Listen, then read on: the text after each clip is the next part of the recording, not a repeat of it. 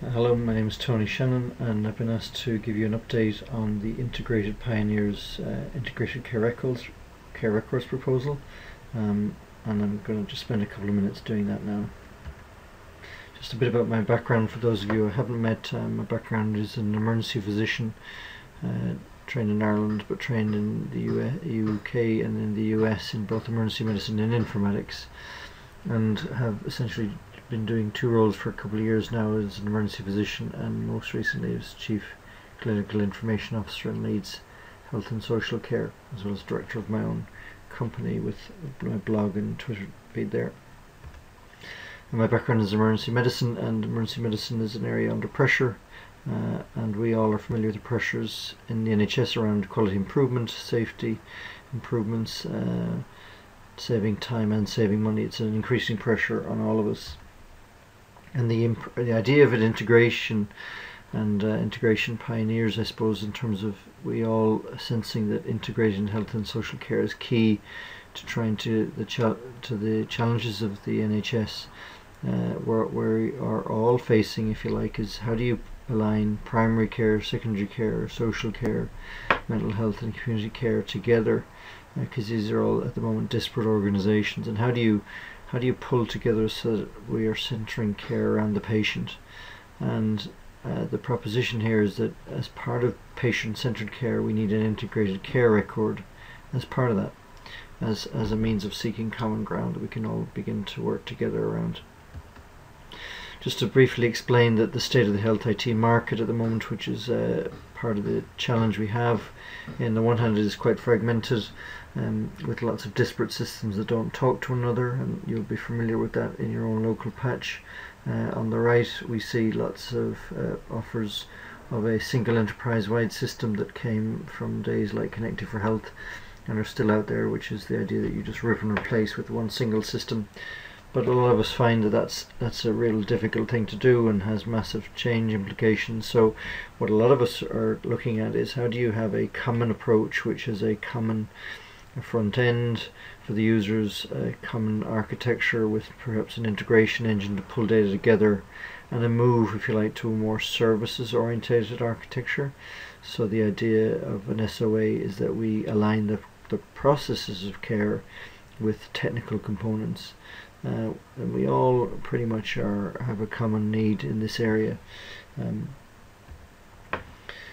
And part of the difficulty is that if you look at the state of the market, what you have is a disconnect, where you have lots of examples of local innovation, and then a variety of vendors and e-health bodies internationally, and then the standards bodies internationally, but not all working together on the same platform. This is caused by some proprietary issues, vendor lock-in and so on, and others just, people not cooperating, collaborating. And so we need to try to do something about that. If we really want to integrate, we need to find a more common platform.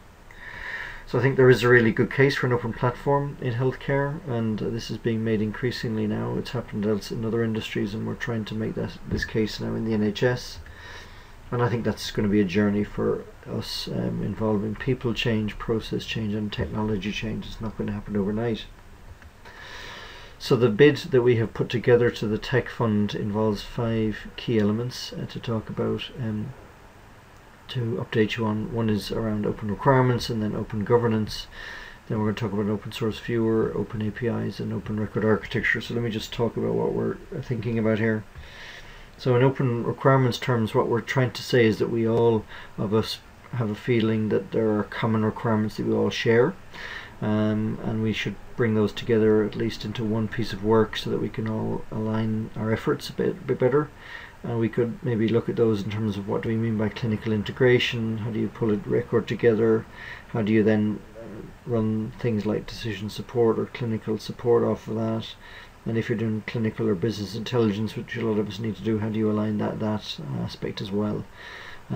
So a common requirements document would be good, we think, for everybody to be working towards.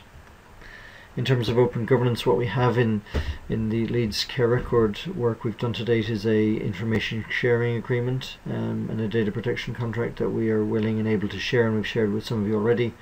and the idea here is again to reuse that document, which is openly published, for a more broadly shareable open governance document, an information sharing agreement that could be reused perhaps across England. Open source, here what we're talking about is the idea of an open source viewer that staff could use. A lot of integration pioneers will have to make a choice about what record viewer they use to offer an integrated care record. If you have one, that's great. If you don't have one, what we're suggesting is we may be able to offer an open source viewer to you that we would work with you to try to make sure is reusable in your own patch. And we have candidates here, but we want to make sure that it's reusable for you in your local patch.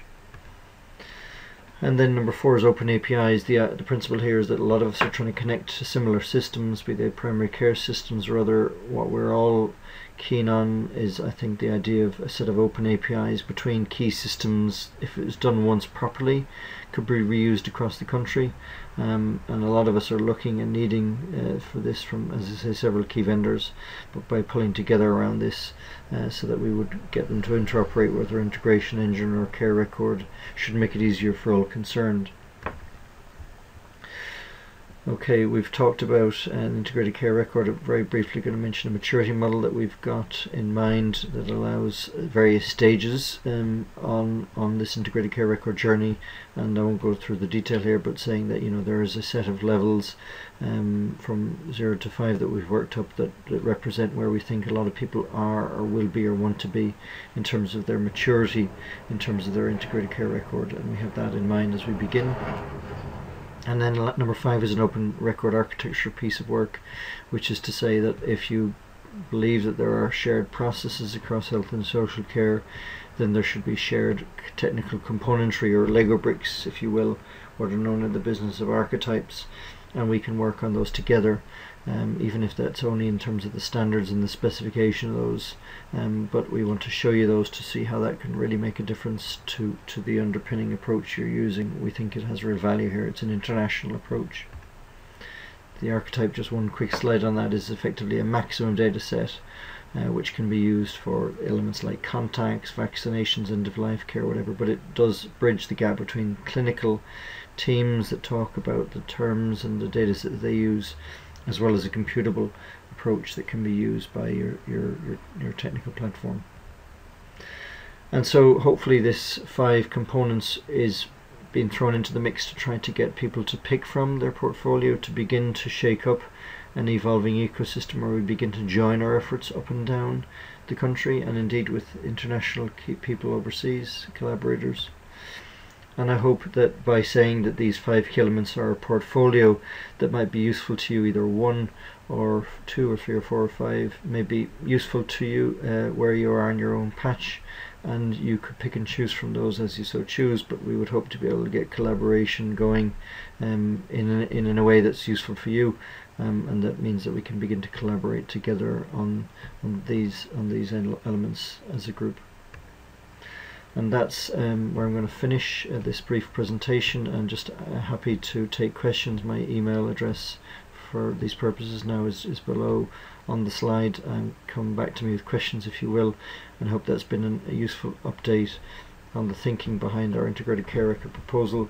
We are awaiting the outcome of the Tech Fund 2 approach, where we've taken this proposal to NHS England, and we're hoping for their endorsement and support there, and we'll be able to update you as soon as we can on that. Thank you.